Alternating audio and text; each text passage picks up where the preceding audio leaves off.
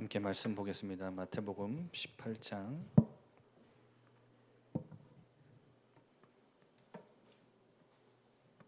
1절에서 4절 말씀입니다. 마태복음 18장 1절에서 4절 말씀, 우리 같이 한 목소리로 합독하겠습니다. 그때의 제자들이 예수께 나와 이르되 천국에서는 누가 크니까? 예수께서 한 아이를 불러 그 가운데 세우시고 이르시되 진실로 너희에게 이르노니 너희가 돌이켜 어린아이들과 같이 되지 아니하면 결단코 천국에 들어가지 못하리라. 그러므로 누구든지 이 어린아이와 같이 자기를 낮추는 사람이 천국에서 큰 자니라. 아멘.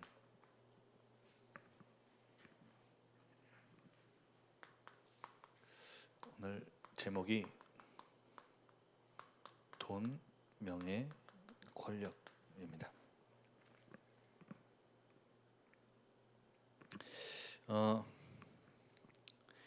오늘 제자들이 예수님께 이렇게 질문하죠. 천국에서 누가 큽니까? 누가 큰 자입니까? 네. 이 예수님께 이 질문을 한 데는 숨은 동기가 있어요. 이 질문을 한 의도가, 숨은 동기가 하나 있었습니다. 우리 제자들의 동기를 한번 살펴볼 건데요. 첫 번째로 여러분이 기억하실 것이 오늘 17장 앞에 17장 22절 23절에 보면 예수님이 자신이 앞으로 당하실 순환에 대해 예고를 하세요. 예수님은 순환 예고를 몇 번 하셨냐면 3번 하셨거든요. 3번 중에 두 번째 순환 예고라면 굉장히 중요한 내용이겠죠. 굉장히 중요한 부분이겠죠. 딱 3번만 말씀하셨는데 그분의 두 번째예요. 이 순환 예고가 뭐였냐면, 여러분 잘 아시다시피 그리스도의 가장 중요한 이 땅에 오신 사역, 그가 이 땅에서 하실 사역, 무엇에 대해 사역하실 것인지, 죽으시고 다시 살아나심으로 모든 인류를 구원하는 그 사역을 3번이나 그 순환에 대해서 예고를 하셨죠. 그래서 22절에 보면 인자가 장차 사람들의 손에 넘겨져 죽임을 당하고 제3일에 살아나리라. 그런데 이 제자들의 반응을 한번 보세요. 23절에 그 말씀을 듣고 어떻게 했다고요? 매우 근심하더라. 반응이 그래요. 마가복음 9장 32절에는 똑같은 본문을 이렇게 얘기를 했어요. 제자들이 말씀을 깨닫지도 못하고 묻기도 두려워하더라. 이렇게 나와요. 마가복음 9장 32절에. 왜 그럴까요? 왜 제자들이 묻기도 깨닫지도 못하고 묻지도 못하고 또 오늘 본문에는 근심했을까요? 왜 그럴까요? 예수님의 사역이 가장 중요한 죽으시고 부활하실 것에 대한 얘기를 하셨는데 왜 근심을 했을까요? 이게 우리에게도 굉장히 무서운 것 같아요. 뭐냐면 잘못된 기대. 이때 당시에 유다 사람들은 그 구약 성경을 이제 성경으로 봤잖아요. 구약 성경에는 이사야 선지자의 글을 비롯해서 마지막 날, 하나님의 날, 이 메시아가 오시면 어떻게 통치하시느냐? 하나님의 신적인 통치의 대리자로서 메시아가 오셔가지고 뭘 이루시냐? 팔레스타인 지역에서 이스라엘의 주권이 회복된 나라, 지상왕국. 뭐라고요? 지상왕국. 보이는 나라. 이 메시아가 왕위에 등극하셔서 이스라엘이라는 이 하나님 백성을 그 나라의 그 보이는 나라를 주권을 회복한 나라를 세우실 것이다. 이게 유대 땅 모든 사람들의 메시아에 대한 개념이었어요. 기대가 잘못된 기대인 거죠. 그래서 예수님을 핍박한 이유가 뭐냐면 그 왕으로 오셔야 되는데 모습이 다른 모습이거든요. 그래서 핍박을 한 거예요. 그리고 이 지상 왕국이 이방 나라, 특히 지금 예수님이 왔을 때는 배경이 로마지요. 이방 나라를 물리치고 악인을 하나도 남김없이 심판하시고 의인을 신원하시는 청결해진 나라, 세리와 죄인들을 완전히 다 쫓아낸 나라, 그 눈에 보이는 뭔가 세워진 나라에 대한 개념을 갖고 있었어요. 그러니까 이 잘못된 기대가 제자들에게도 있었던 겁니다. 그래서 예수님이 가장 중요하신 자신의 이 땅에 오신 사역에 대한 이유를 얘기를 하시니까, 그 내용을 말씀하시니까 묻지도 않고 묻기도 두려워하고 근심했다 그러는 거예요. 그래서 오늘 여러분, 오늘 질문의 배경 앞에 있었던 사건인데, 오늘 질문은 뭘 질문하는 거예요? 천국에서, 하나님 나라에서 누가 큽니까? 이 질문은 이들의 개념에서, 잘못된 기대를 갖고 있는 제자들의 개념에서 어떤 질문이냐, 이렇게 풀어볼 수 있어요. 예수님, 당신이 왕으로 등극하시는 새로운 그 나라 지상왕국에서는 당신이 그 왕위의 자리에 앉고 양옆에 가장 최측근에 그 권력 순위에서 누가 가장 높은 곳에 앉겠습니까? 뭘 지금 물어보는 거예요? 오늘 제목처럼 명예. 예수님, 당신의 그 명예로운 그 왕위의 바로 옆에 최측근의 그 자리, 명예스러운 그 자리, 그리고 그 자리에서 주어지는 권력, 누가 가장 당신의 최측근의 옆에 있겠습니까?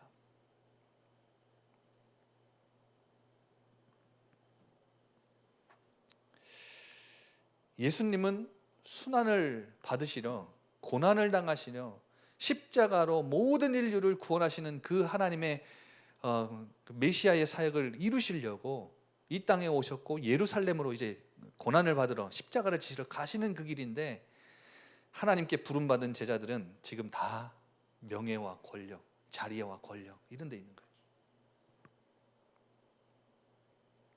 두 번째로 보세요. 그 다음에 24절부터 사건이 하나 더 있지요.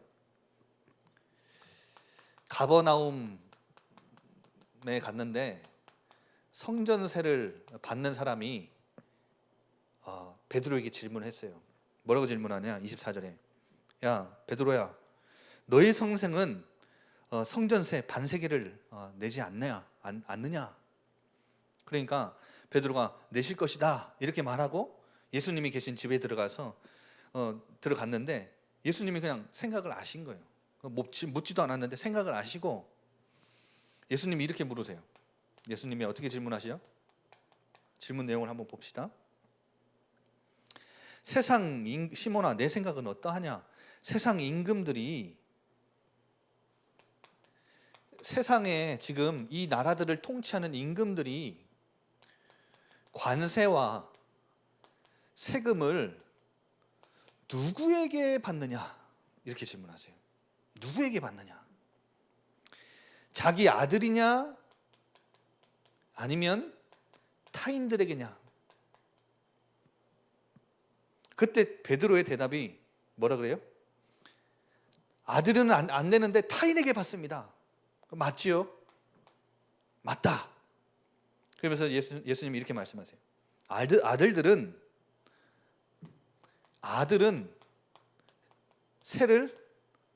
세금을 낼 필요가 없다.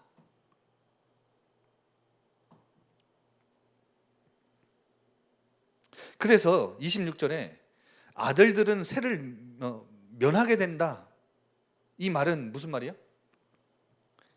성전세를 내라고 하는데 하나님의 집인 성전의 아들은 난데, 그리고 아들들인 너희 제자들인데 우리들은 세를 낼 필요가 없다. 이 말은 하시지만 27절에 뭐라고 하시냐? 실족하지 않게, 그러니까 성전세를 받으려고 기다리고 있는 그들을, 주변에 있는 사람들을 실족치 않게 하기 위해서 너가 바다에 가서 낚시를 던지면 고기 한 마리가 잡힐 건데 그 고기 입안에 돈 한 세겔이 있을 거다. 그걸 갖다 내라.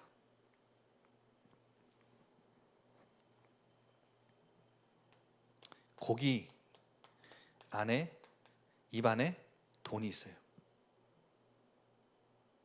여러분, 예수님이 이걸 왜 말씀하셨냐면 굉장한 중요한 메시지. 하나님 그 자녀된 신분에 대한 가르침이에요.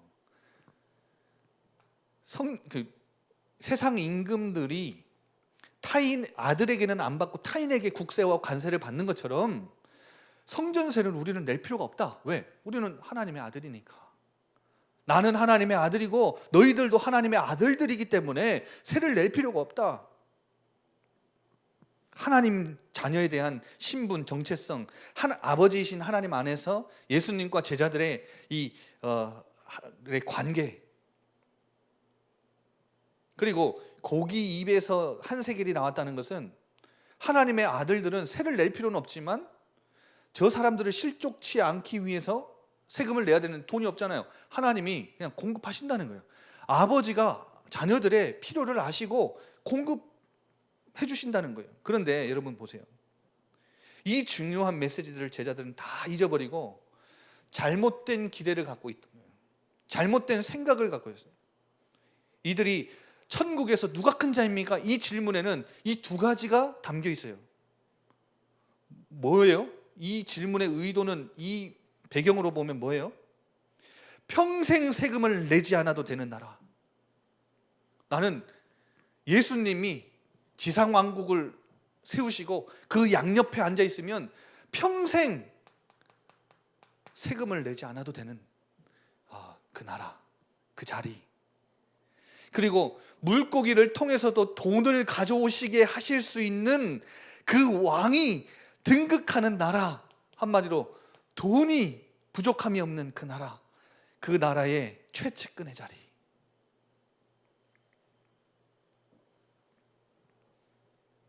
나를 풍족하게 먹여줄 수 있는, 이제 돈이 궁하지 않는, 돈 걱정을 하지 않아도 되는 그 나라, 당신이 세운 그 지상왕국의 최측근 자리, 거기서 누가 큰 자입니까? 그 나라에서 누가 큰 자입니까?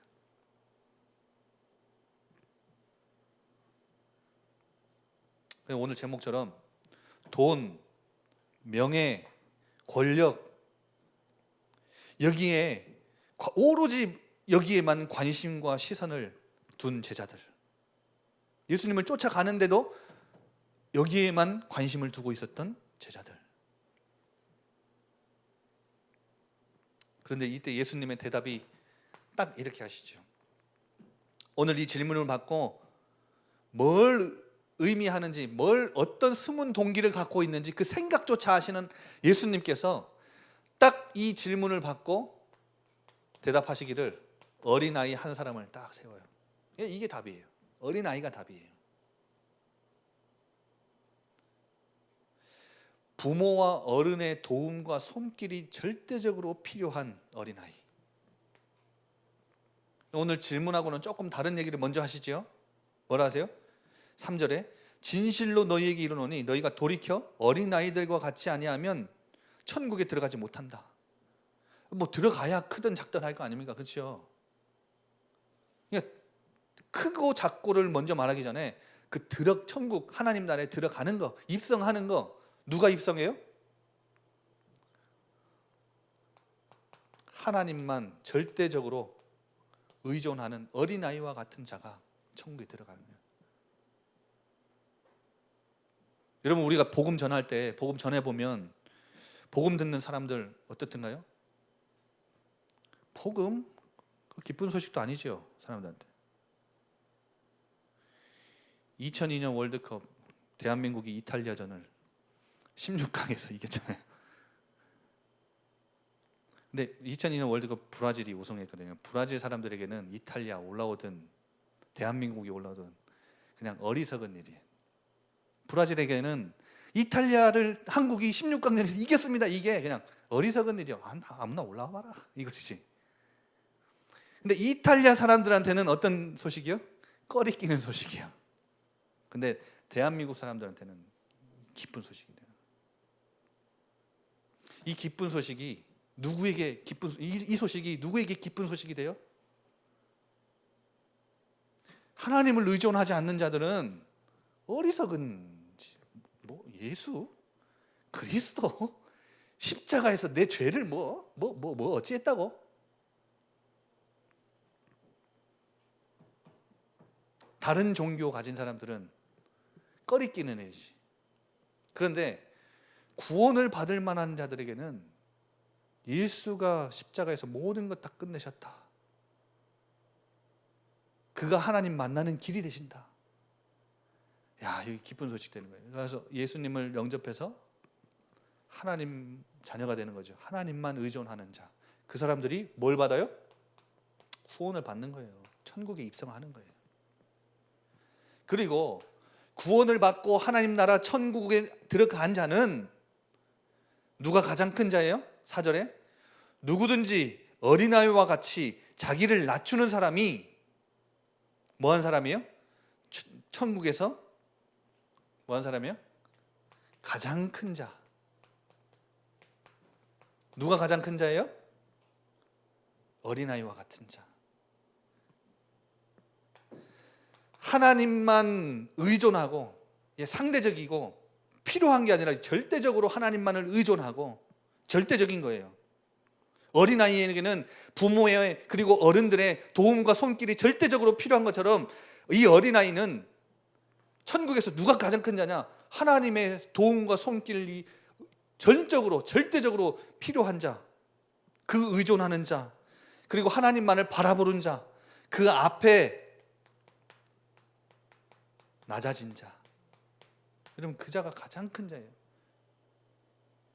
세상에서는 돈과 명예와 권력을 누가 얼마나 많이 가지고 있느냐가 큰 자인지 몰라도 하나님 나라에서는 가장 낮은 자, 하나님만을 절대적으로 의존하는 자가 가장 높은 자예요. 가장 큰 자예요.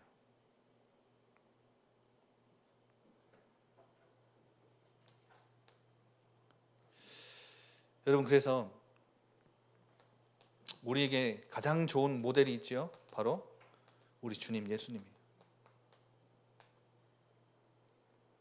예수님은 이 땅에 오셔서 자신의 사역을 감당하실 때 하나님만을 절대적으로 의존했고, 돈, 명예, 권력, 많은 사람이 예수님을 찾아오고 예수님을 왕으로 세우고 예수님을 막 높이고, 아니요, 예수님은 기적 일으켰을 때, 오병이어 기적 일으켰을 때 사람들이 막 몰려와서 예수님을 왕 삼자고 할 때 예수님은 멀리 떠나셨어요. 배를 타고 멀리 가셨다고요. 예수님은 자기의 인기, 내 자리, 내 이익, 내 주장 다 내려놓고 십자가를 지시기 위해, 자신의 사역을 감당하시기 위해 어디로 가셨어요? 다 내려놓고 십자가를 지시기 위해 예루살렘으로 묵묵히 걸어가셨어요.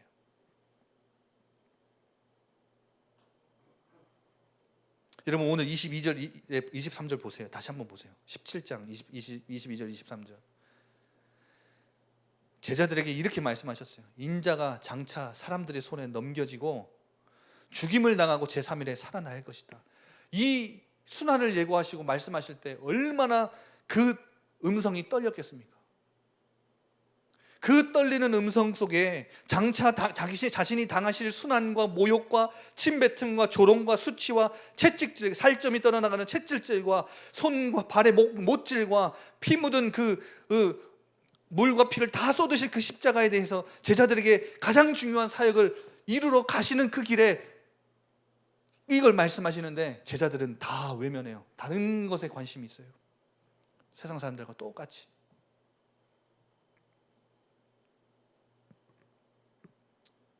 그러면서 예수님한테, 예수님, 누가 당신의 나라에서 이 양옆에 최측근에 누가 가장 큰 자리에 앉겠습니까? 이 말은 누가 돈과 명예와 권력을 가장 많이 줄 수 있겠습니까? 이 말이에요.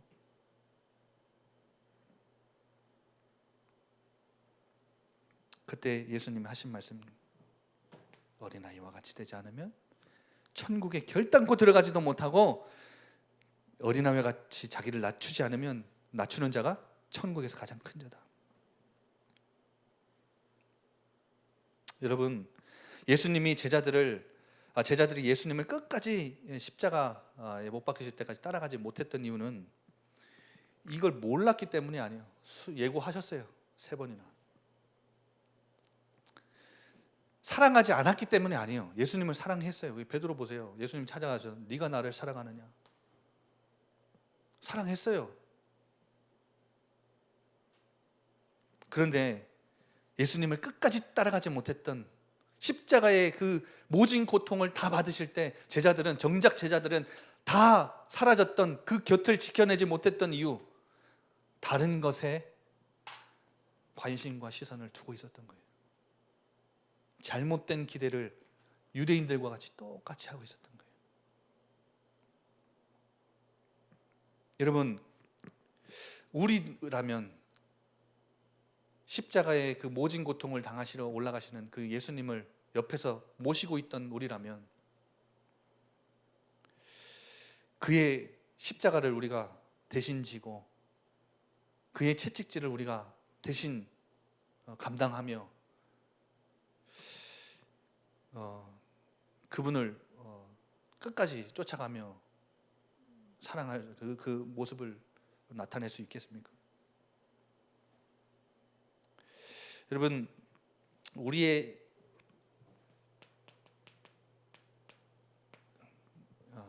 관심 그리고 우리의 시선,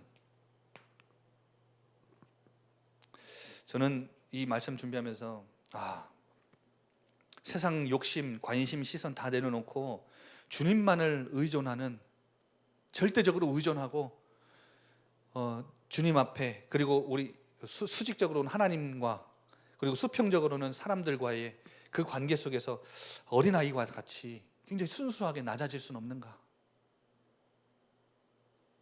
이 생각을 너무 많이 하고 질문을 많이 했어요. 그렇다면 여러분, 오늘 금요기도의 주제가 또 기도할 건데 우리 렘넌트잖아요. 나의 관심과 시선을 점검하고 무엇을 위해 예수님을 쫓아가고 있는지 점검, 어떤 제자인지 나는 어떤 제자인지 질문을 해봐야 되고, 또한 우리 어린아이 렘넌트들을 키우는 그때는 제가 볼 때는 가장 좋은 기회인 것 같아요. 기회. 내일 여름성경학교가 온라인으로 진행될 건데 우리 부모님들이 우리 WRC 했던 것처럼 집에서 이제 여름성경학교를, 우리 교사의 역할을, 우리 교육자의 역할을, 우리 거기서 영적인 분위기를 집에서 다 내주셔야 돼요. 우리 부모님들이 해주셔야 돼요. 그런데 우리 렘넌트들이 여름성경학교를 이번에 온라인으로 하지만 그 통해서 부모님을 지금 전적으로 의존하고 바라보고 도움을 구하고 손길을 구하며 살아가는 그 순수함이, 우리 렘넌트들이 그것이 하나님을 향할 수 있다면, 그렇죠? 이 아이들이 나중에는 어린아이로 평생 살지 않고 장성할 텐데 그 하나님을 의존하고 바라보고 하나님을 사랑하고 낮은 자의 자리에서 부모님께 그렇게 했듯이 그 자세를 가지고 하나님만을 의존하는 렘넌트로 키워낼 수 있다면 가장 절호의 찬스, 가장 좋은 기회가 지금 그 어린 나이 때가 아닌가 싶습니다. 우리도 점검을 해봐야 되고, 또한 우리 아이들도 그런 하나님만을 의존하는 렘넌트로 키워내는 이번 여름 성경학교 되시길 바랍니다.